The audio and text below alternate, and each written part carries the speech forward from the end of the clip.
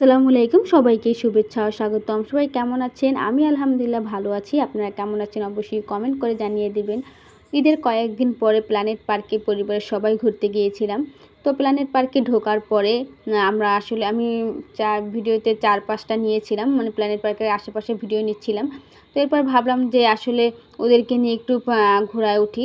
এরপরে আমার দুলাভাই বলল যে ওদেরকে নিয়ে ঘোরায় উঠো। কারণ দিন আলো থাকতে থাকতে করি। আমরা বিকালবেলা গিয়েছিলাম যাতে সন্ধ্যা হওয়ার আগে যে কয়টা রাইডে ওঠা যায় এই আর কি। এরপর আমরা এই রাইডারটা উঠেছিলাম। এখানেও বড়রা উঠেছে, সাথে ছোটরা উঠেছে। ওরা একটু ভয় ভয় লেগেছে, আবার কিন্তু ওদের কথা বলে বলে মনোযোগটা অন্যদিকে নিয়ে গেছে যাতে ভয় না পায়। তো আমার সাথে কিন্তু ফারহান ফাইয়াজ ছিল। ওদেরকে আসলে ভিডিওতে ওরকমভাবে নেওয়া যায়নি, কারণ ফোনটা আমি ভিডিও করেছিলাম তখন ভয়ে ভয়ে ছিলাম। তো হাঁটতে হাঁটতে এখানে চলে এসেছে, দেখি যে এখানে একটা নতুন একটা রাইটার হচ্ছে। তো এই রাইটারটা একটু ভিডিও করে নিলাম। তো এখানে আসলে পরিবারের সবাই একসাথে ঘুরতে যাওয়ার মজাটাই কিন্তু আলাদা।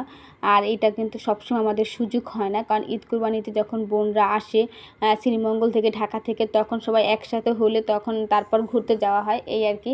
তো ভাবলাম যে আপনাদের সাথে একটু শেয়ার করি। তো আমাদের ঘোরা শেষ, এরপর আমরা হট প্লেট রেস্টুরেন্টে আসলাম। এখানে এসে খাওয়া দাওয়া করলাম, এরপরে আমরা বাসায় চলে গিয়েছি। তো এই ভিডিওটা আমার এই পর্যন্তই ছিল।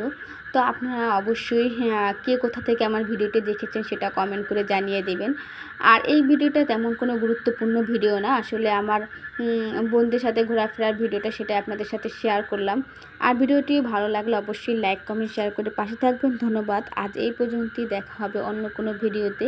সেই পর্যন্ত ভালো থাকবেন, সুস্থ থাকবেন। আল্লাহ হাফেজ।